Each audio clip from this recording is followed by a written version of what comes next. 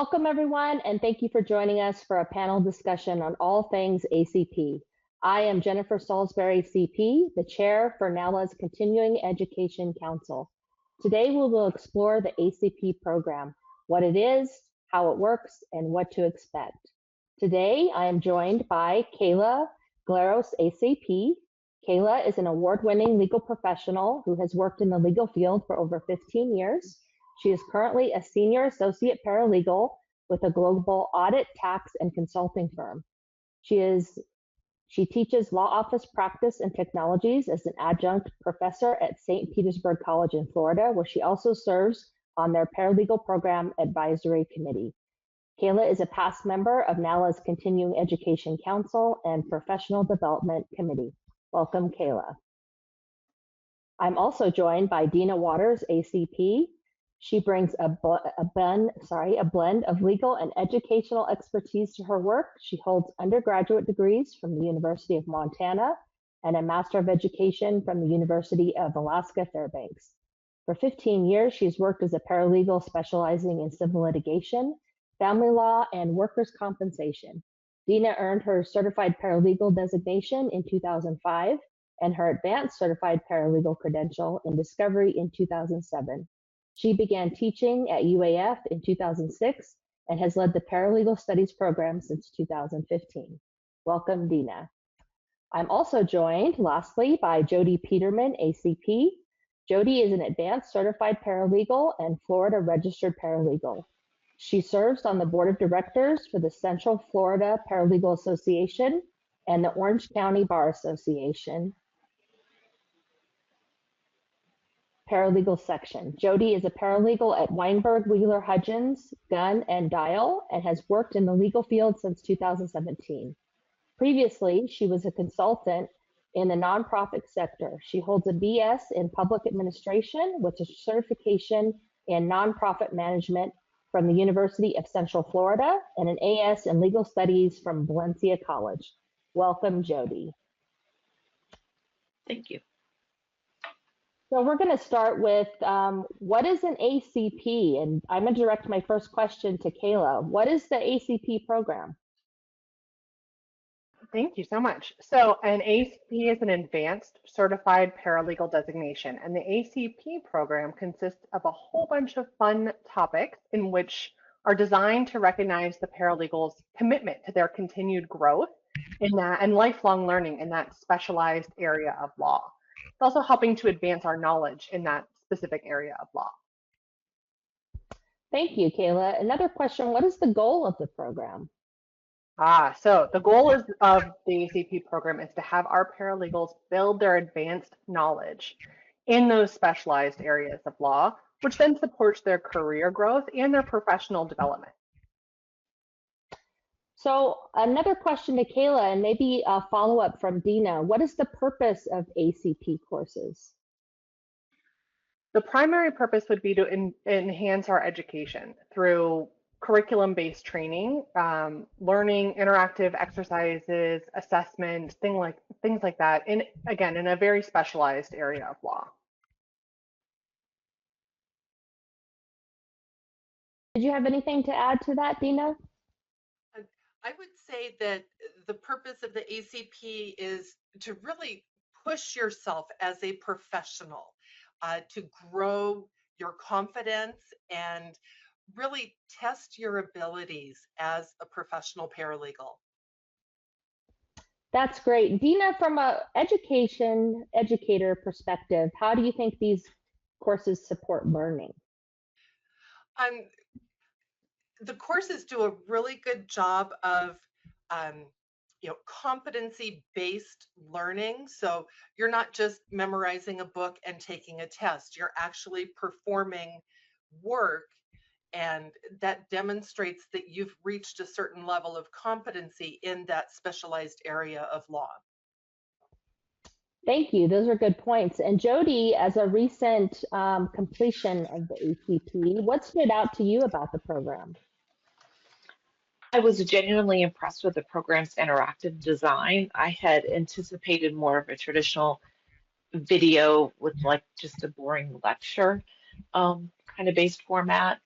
But then the fact that it was engaging, interactive, and reading based, I thought was helpful to me because I could take notes more easily and I retain information better when I've taken handwritten notes. So I felt like that really helped me a lot. Thank you for your reflection on that. Kaila, who can take ACP courses? Yeah, that's awesome, Jodi. Thank you. What's really cool about ACP courses is that anybody can take them. There's actually no eligibility requirements in which to take an ACP course. However, the use of the actual ACP credential upon completion of the course is only awarded to those who already hold ACP or Certified Paralegal designation. Well, that tied very well into my next question was, what do participants earn after completing the course? And you kind of clarified. What they earn. They actually will earn an ACP designation for those who already hold that CP credential. You'll also get 20 hours of CLE upon completion of the course. Whether or not you hold the CP credential, you'll still get those 20 hours. If you don't hold a CP credential, you will get a downloadable certificate of completion that you've done it, but you will not be able to use that actual ACP credential. For those who are already CPs, again, you'll get that ACP credential, the 20 hours of CLE, a downloadable certificate of completion, as well as an ACP digital badge that you can use. And with an option also to request a physical printed copy mailed by NALA to you. I think both of those are great opportunities to boost your resume, I would say. Absolutely. And Jodi, what did earning your credential mean to you personally? Earning my ACP credential was personally and professionally meaningful because I entered the workforce in my late 40s. I probably shouldn't be saying my age, but I often felt like I was kind of behind. And so imposter syndrome would kind of sneak in there when I wasn't looking. So I felt like I was catching up, and it I don't know, helped to validate me and the skills that I've learned. So that's great. I think it probably boosted your personal value, not just so much your professional. Correct. Kaila, so what is the time commitment? So the time commitment to complete an ACP course is 20 hours. And again, you'll still earn 20 hours of CLE for that. Okay, and are those courses self-paced, and are the materials downloadable? Yes, and kind of. So the self-paced, yes, they're available 24/7, 1 year from your date of purchase of your ACP program. And as far as materials, some courses do have downloadable, printable handouts that come with them, but it's not a guarantee, it's not all of them. The materials themselves within the course are self-paced, web-based modules that you're going through. Okay, thank you. And Jodi, back to you. How did you manage the time commitment that was required to complete the ACP? Well, I tend to be a very goal-driven person, so I had a goal to complete it before my birthday, which was January 27th, and I purchased the program on December 31st, and then I told myself I had to do at least 1 hour every week, every Saturday and Sunday until it was done, which meant I had to do more than 1 hour on some of those days. And I just kept pushing through every weekend, just a little bit at a time, and I completed it on January 18th, and then got my ACP on the 21st. Awesome, and congratulations on earning that credential. Thank you.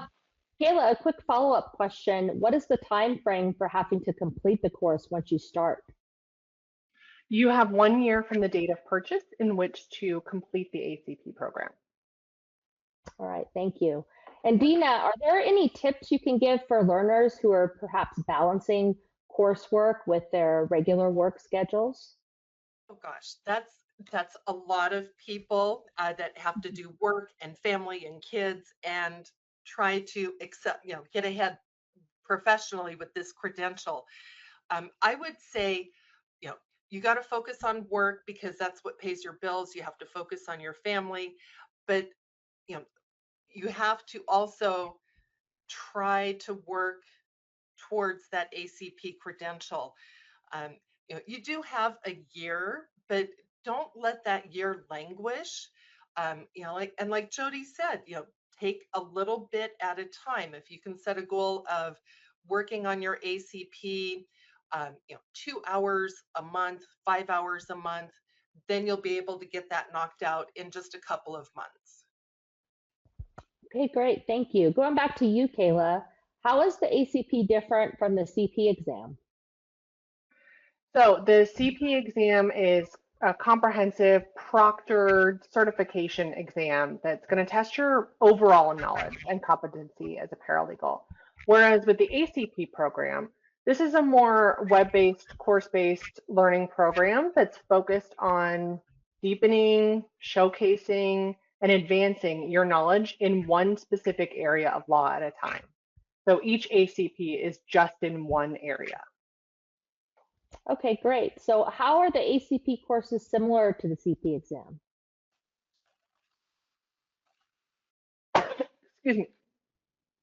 So, and they're similar, they're not really that similar, actually. They are not, CPs are scheduled exams, and whereas our ACP courses are advanced, self-paced, and really, again, specific on that learning and skill development, where the CP is like overall knowledge.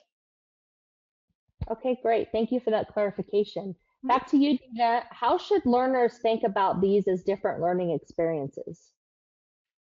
Well, unlike the CP exam, which is a multiple choice and then an essay where you have to pull information out of your brain to take the test. With an ACP, you have the time to read the material, do the exercises, go back and read the material. So you should really think of the ACP as more of a, you want to learn the material to master a certain concept. You're not just relying on rote memory and recall. So the ACP it's completely different from the CP exam. Okay, great. Thank you. So Kaila, back to you.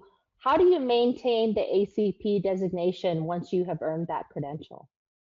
Yeah, so the cool thing about ACPs is once you've obtained that ACP, there's not really a specific requirement in order to maintain that designation in terms of additional CLE or specialized CLE or anything like that at this point. What you do need to make sure that you do is to keep your CP in good standing and make sure you fulfill any sort of recertification requirements, which would be outlined in the CP handbook. Okay, so what happens off of that, curtailing off of that answer, what happens if your CP status changes? Well, like any law office, I will give you the it depends answer.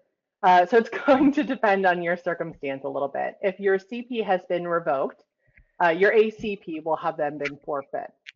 If your CP gets reinstated, it kind of depends on how your CP gets reinstated as to what would happen with your ACP. So it would either be reinstated automatically with your CP, or it would need to be earned again. So you could find a little bit more information about this depending on your specific circumstance if you visit the ACP section of NALA's website. Okay, great. Thank you. Deana, do you have any advice on how to explain this to students or professionals? For students, I would explain it as, the ACP is a great way to learn more about a specific area of law that you may not have been exposed to in your college curriculum. As far as explaining it to a professional, this is a great way to get into a different area of law.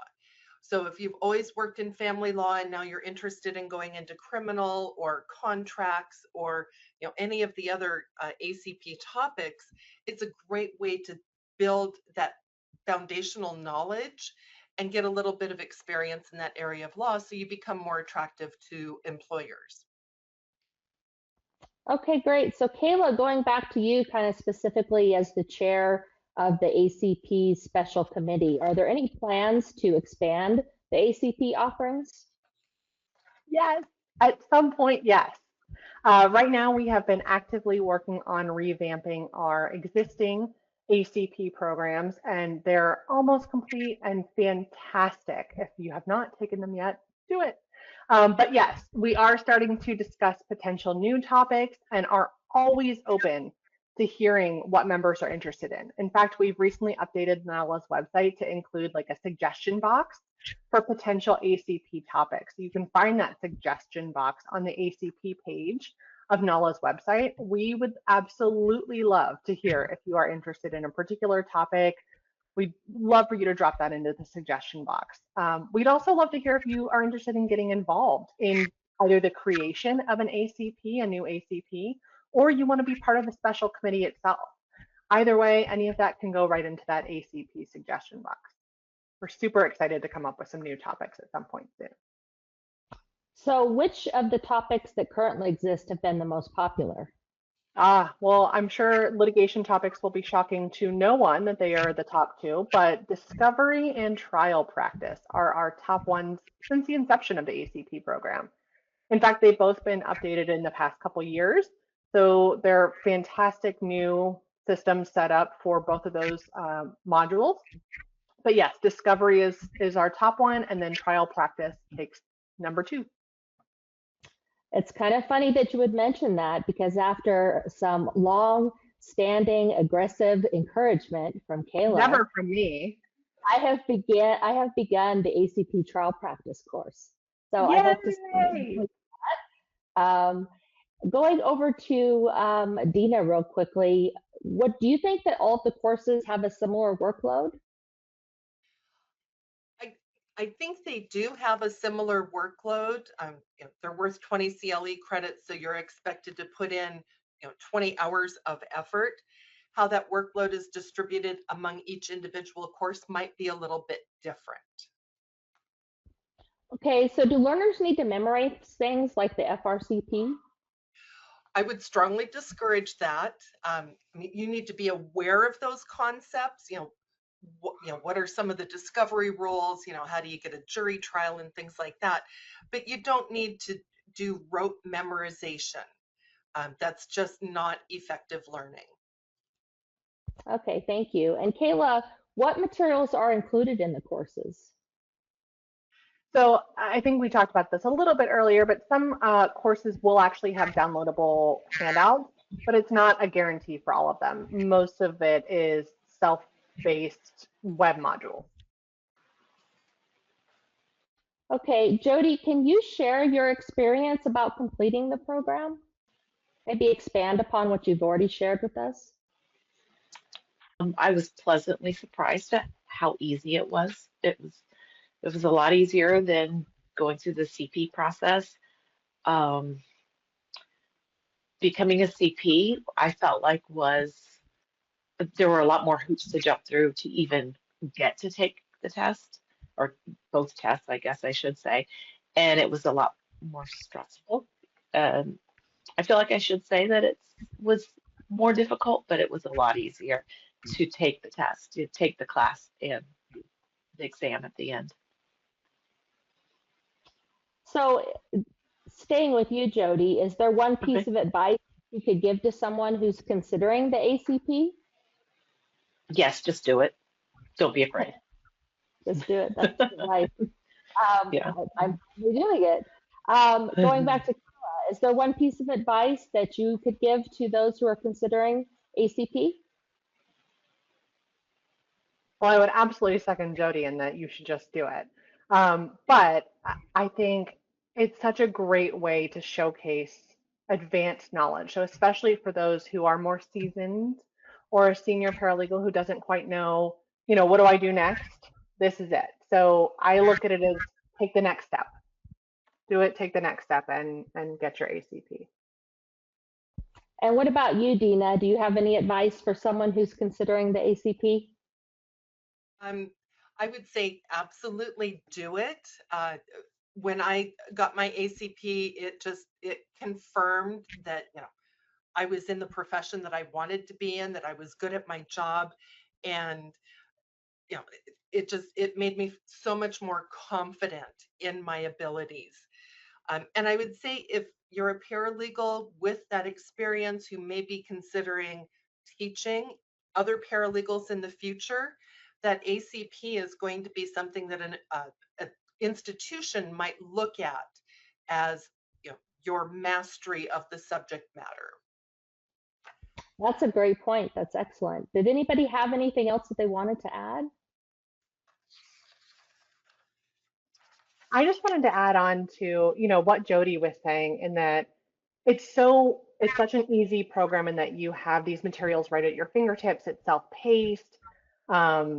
You've got a whole year in which to complete it. But I definitely, as ACP special committee chair, would love to make sure that those of you who are picking an ACP, not to necessarily pick it to learn a new area of law, but to use it to showcase an area that you know and are building upon and would like to showcase your specialty in that area.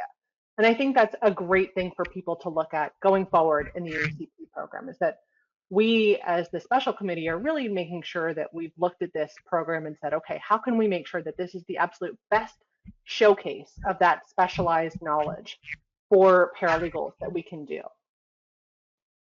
I think those are some great points. Did anybody else have anything to add?